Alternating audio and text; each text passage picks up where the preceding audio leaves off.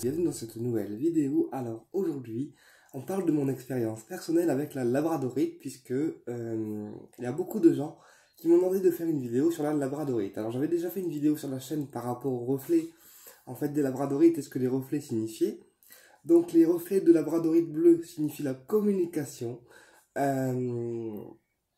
signifient aussi en fait l'élément aquatique parce que les labradorites bleus en fait ont une connexion plus spécifique avec l'élément aquatique, donc l'élément eau. Les reflets de labradorite violette vont intervenir eux sur le côté plus spirituel parce qu'ils vont amplifier en fait vos dons psychiques, vos dons médiumniques, vos dons aussi dans les mains. D'accord. Les labradorites au reflet gris vont intervenir sur la protection contre le mal, donc le mal en tout genre. D'accord. Les labradorites de couleur verte seront, eux, plus dédiés à la guérison. D'accord. Même s'ils gardent leurs propriétés respectives. D'accord. Les reflets verts vont être plus, en fait, des labradorites de guérison, qui vont intervenir dans les soins de guérison. Et les labradorites au reflet orange, d'accord, vont intervenir eux plus sur le côté un petit peu connexion à la nature et puis aussi le karma familial en fait, puisque la couleur orange intervient sur la connexion à la nature et le karma familial. Donc voilà, ça c'est tous les reflets de labradorite qu'on peut retrouver en fait dans les labradorites selon les reflets que vous préférez. Donc maintenant mon expérience personnelle avec la labradorite, je vous en montre une rare, tant qu'on y est.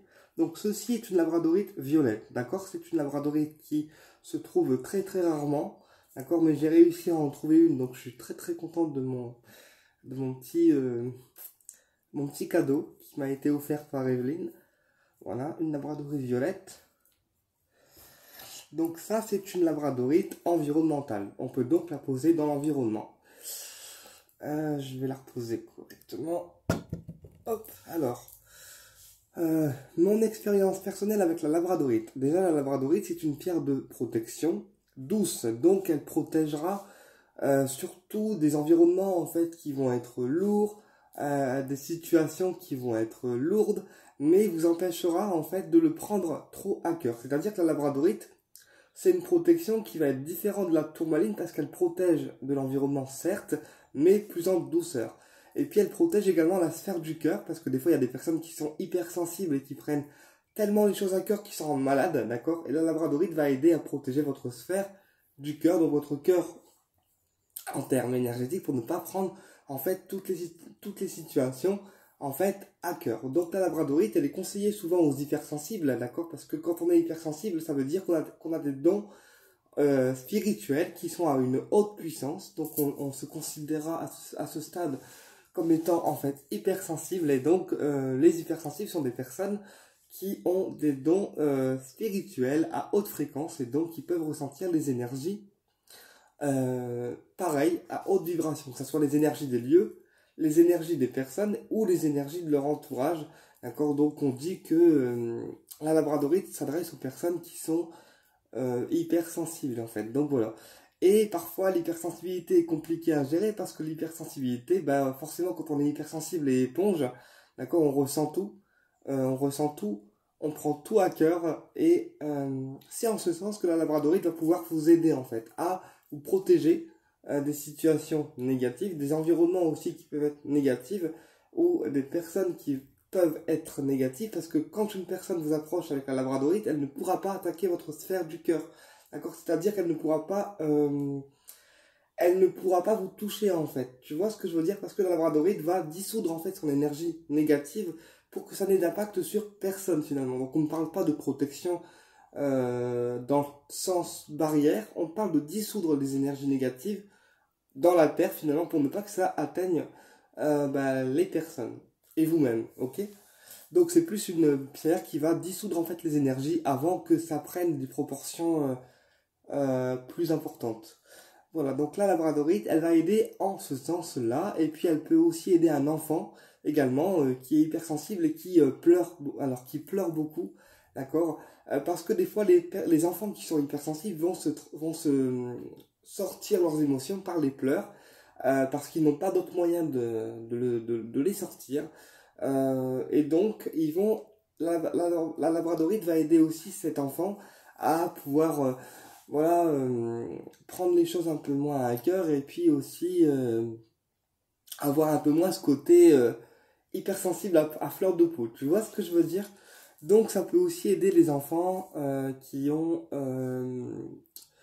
une sensibilité, oui, mais surtout des difficultés en fait à l'exprimer, ou encore les enfants qui sont dans des environnements compliqués, d'accord, ou les enfants qui ont des difficultés dans les relations parentales. Ça peut également les aider, d'accord. Voilà, parce que la labradorite reste une pierre de communication par son reflet bleu en priorité. Elle va aider à communiquer les choses, d'accord, de manière douce, d'accord, et surtout à se faire entendre en douceur, d'accord.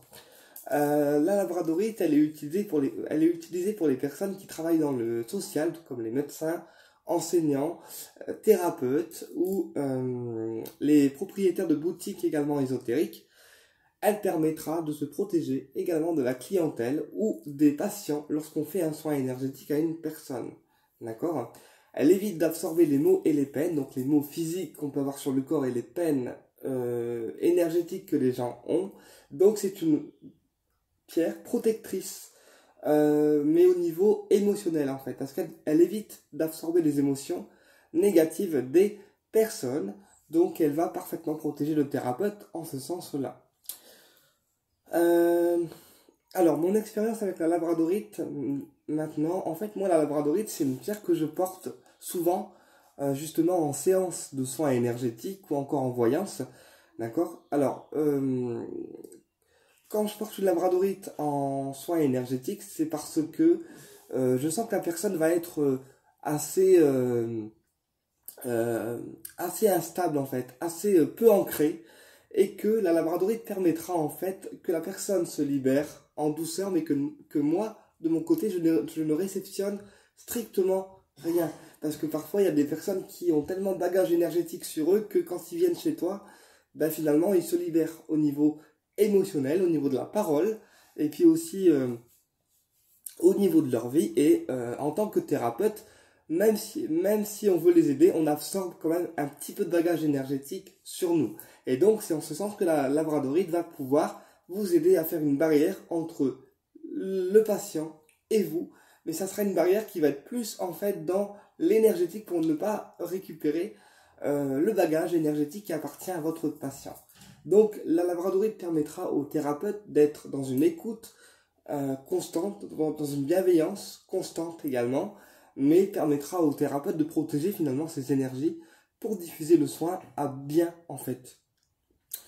Voilà, donc c'est une protection que le thérapeute peut mettre lorsqu'il fait un soin énergétique à une personne. Donc la labradorite devra être portée sur lui, d'accord, en contact avec le plexus solaire, bien évidemment. Et quand c'est pour une voyance, donc pour les cartes, on conseillera plus une labradorite environnementale comme celle-ci, qu'on posera à côté du patient, d'accord, ou à côté du jeu de cartes, pour pareil créer une barrière entre vous, thérapeute, et votre patient. Ça évitera d'absorber les mal-être physiques, les mal-être énergétiques, et que vous, après, vous ressortiez de la consultation avec un mal-être finalement qui ne vous appartient pas. Voilà. Donc ça, c'est pratique quand on fait une voyance à quelqu'un. On met une petite labradorite environnementale pour éviter d'absorber le mal-être du patient et surtout que l'environnement dans lequel la consultation est donnée ne soit pas affecté par le mal-être de la personne. Ensuite, moi la labradorite, je l'utilise également quand j'ai un coup de fatigue. Parce que la labradorite, c'est une très bonne pierre anti-fatigue. C'est-à-dire que si un jour, tu as un coup de mou, si un jour tu te sens un peu vaseux, que t'as pas d'énergie, que t'as pas forcément de peps, d'accord, et que tu as des rendez-vous à faire malgré tout, tu peux porter une labradorite, d'accord, une labradorite sur toi pour pouvoir permettre de rebooster ton énergie et d'avoir cet effet un petit peu anti-fatigue en fait. C'est-à-dire que la labradorite te permettra d'avoir cet effet un petit peu anti-fatigue et d'avoir de l'énergie pour pouvoir faire ta journée de soins, faire ta journée de travail, faire ta journée de boulot en fait correctement.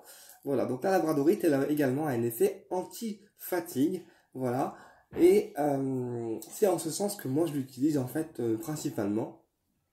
Voilà, ou alors quand je vais voir des personnes malades, parce que des fois il m'arrive de faire des soins aussi à domicile, hein, et bien quand les personnes que je soigne sont malades, eh bien je mets une labradorite sur moi pour éviter d'absorber leur maladie en fait. Voilà. Euh,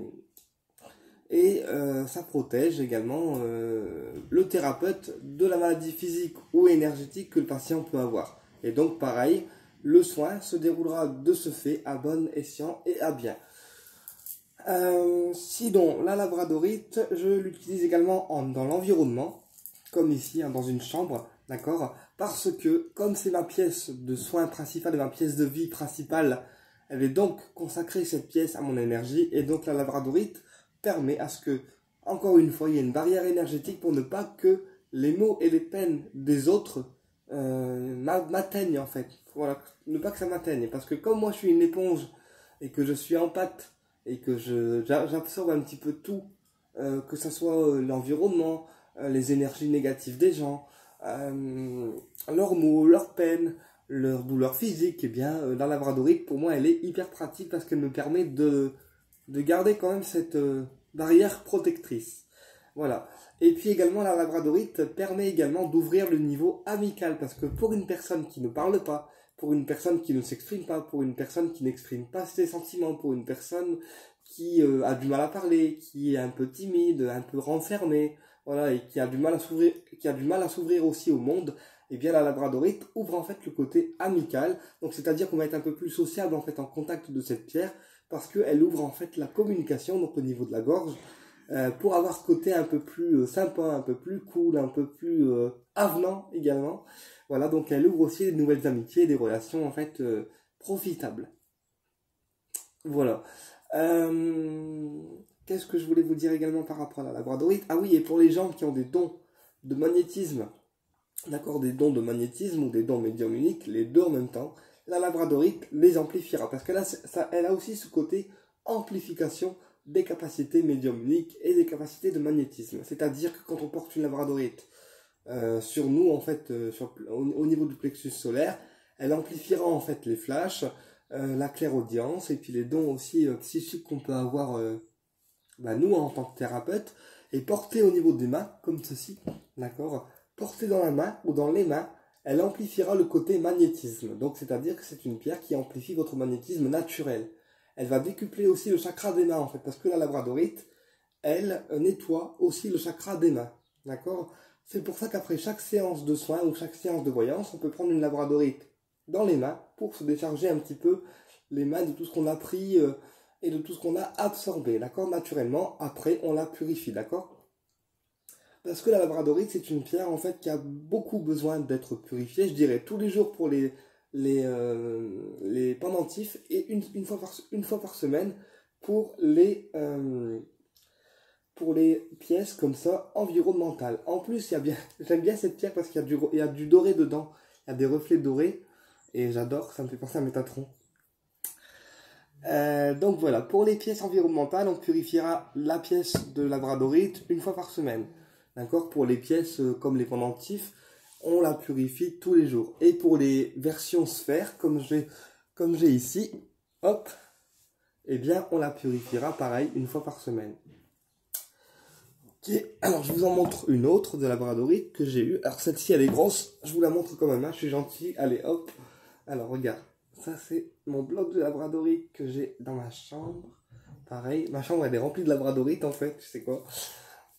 Et là c'est le derrière, voilà. Donc ça c'est une grosse pièce également de labradorite. Attends, je la pose parce qu'elle est très lourde. Voilà, donc les grosses pièces comme ça en labradorite permettront en fait de protéger l'environnement du thérapeute et de ne pas absorber d'énergie négative autre que la sienne. Voilà, elle permettra de faire une protection au niveau des émotions des personnes et aussi que les personnes qui ont des situations lourdes, d'accord, ne prennent pas non plus le contrôle des énergies de ta pièce. C'est-à-dire que les personnes pourront se libérer au contact de la pierre, mais pas non plus t'impacter la sphère du cœur et t'impacter la pièce dans laquelle tu es. Également, j'ai constaté aussi avec la labradorite que dans une salle à manger, alors salle, salon, tu vois, ça ramenait aussi une circulation énergétique douce parce qu'elle permet en fait que chacun s'exprime, d'accord, chacun s'exprime de manière juste en fait. Donc la labradorite dans une pièce de séjour, un salon, une salle à manger, etc. Ça permet aussi que les relations s'apaisent et aussi que chaque personne ait un peu plus un côté sympa. Donc ça permet aussi de fluidifier en fait l'énergie des personnes, voilà, qui résident dans le lieu et aussi de les adoucir au niveau tempérament. C'est-à-dire qu'avec la labradorite, les gens seront plus à l'aise, ils vont plus déconner, ils vont plus rigoler, ils vont plus être sympas, tu vois. Voilà. La labradorite a vraiment ce côté amical, ce côté on s'ouvre et puis on ose dire ce qu'on pense tout en étant sympathique, tu vois. Donc voilà. Et puis, qu'est-ce que je voulais vous dire également? Alors, par contre, on m'a demandé aussi si la labradorite était une pierre de protection suffisante. Alors, quand on entend pierre de protection suffisante, ça dépend de la protection, nous déjà, qu'on recherche en tant que personne. Parce que si on recherche une protection plutôt forte contre les personnes négatives, les manipulateurs ou les entités, etc., non, la labradorite n'est pas forcément assez puissante. Parce que la labradorite, comme j'ai expliqué, c'est une protection douce. Donc elle ne va pas protéger non plus, faire une barrière de ouf en fait. C'est une barrière douce au niveau de vos énergies. Maintenant, si on recherche une protection plus forte, la labradorite n'est pas forcément assez forte. Et elle ne pourra pas convenir non plus à votre protection que vous recherchez. Si c'est une protection au niveau de la communication, une protection au niveau des énergies, au niveau environnemental ou au niveau des situations compliquées, là, oui. Par contre, si c'est une protection plus au niveau des entités, au niveau des personnes négatives qui rentrent dans une manipulation vraiment très importante, on conseillera plus une tourmaline ou encore une obsidienne œil céleste, tu vois, parce que c'est des pierres qui protègent des entités, des personnes négatives et aussi de la méchanceté. Voilà, mais la labradorite en elle-même, portée toute seule, elle n'est pas forcément assez forte. Donc c'est pour ça que des fois la labradorite elle casse, parce que si on a une personne sympathique qui côtoie beaucoup de gens, qui ont des énergies négatives, même parfois de manière inconsciente, hein, et qu'on s'en rend pas compte parce que nous, on est tellement gentils qu'en fait, on s'en rend pas compte que ces gens sont négatifs avec nous. Et bien c'est ce qui explique que la labradorite peut en fait casser, parce que la labradorite absorbe comme une éponge toutes les énergies. Et donc, si elle sature, eh bien, elle peut complètement casser. Auquel cas, elle se fissurera en deux. Voilà, ça veut dire qu'elle a saturé, en fait, au niveau des énergies. Même si elle est entretenue régulièrement, eh bien, ça ne l'empêchera pas de casser parce qu'elle sature au niveau des énergies comme une éponge. Et quand elle en peut plus, elle en peut plus, en fait. Donc, attention aussi avec la labradorite aux gens que vous côtoyez. Parce que s'ils sont trop négatifs, votre pierre, forcément, elle va se casser en fait. Voilà. Donc, la labradorite, si on veut une protection un peu plus puissante, on la porte avec une tourmaline noire, d'accord, ou encore une amazonite qui permettra de protéger à la fois des personnes négatives quand elle est portée avec la tourmaline noire, et à la fois aussi des mal-être des personnes quand elle est portée avec l'amazonite. Donc, quand je parle de mal-être, c'est mal-être physique, d'accord, comme mal-être énergétique. Donc, labradorite, amazonite et tourmaline noire, ça fait un rempart complet, en fait, contre les énergies négatives des personnes. Donc, on conseille souvent cette association, en fait, aux thérapeutes, aux praticiens énergétiques, ou encore aux cartomanciens, médiums ou voyants, parce que ça leur permet de ne pas absorber l'énergie de leur clientèle. Voilà. Donc voilà pourquoi la labradorite peut en fait se casser. Sinon, la labradorite, c'est une pierre également qui aime l'élément eau. Donc elle acceptera parfaitement en fait une purification à la douche, d'accord, pour se purifier avec vous en même temps. Et elle acceptera aussi une purification à l'eau de pluie, parce que la labradorite aime aussi l'eau de pluie. Voilà, donc ça je l'ai appris grâce à Billy. de la boutique Carmanissa. Et apparemment, la labradorite aime aussi l'eau de pluie. Donc, on peut aussi la purifier quand il pleut, beaucoup, beaucoup, beaucoup. Elle va aussi accepter cette douche naturelle. Voilà. Au niveau de la purification, la labradorite, comme j'expliquais, doit être purifiée tous les jours pour les pendentifs et une fois par semaine pour les pièces en morceaux. Ok. Et au niveau du rechargement, donc on la purifie à l'eau, d'accord, l'encens ou encore la lune, parce que on est sur du bleu, d'accord, donc elle va préférer plutôt l'énergie lunaire. Maintenant, au niveau des reflets, quand on veut bien les voir, parce que des fois il y a des reflets qui sont pas forcément très visibles, d'accord, on peut mettre la labradorite au soleil pour pouvoir avoir accès en fait plus aux reflets. Tu vois, aux reflets que la pierre dégage. Et bien j'ai remarqué qu'au soleil, on les voyait un petit peu plus. Mais cependant, au niveau du rechargement, on conseillera quand même l'énergie lunaire pour la labradorite. C'est vraiment ça, son rechargement de prédilection. Et pour le rechargement au niveau des géodes, on conseillera une géode d'améthyste, d'accord, parce qu'on reste sur des pierres froides, hein, donc du bleu, ou alors géode de cristal. Voilà. Bah écoutez, je crois que je vous ai tout dit, et je vous dis à bientôt pour une prochaine vidéo, en espérant que cette vidéo vous plaise.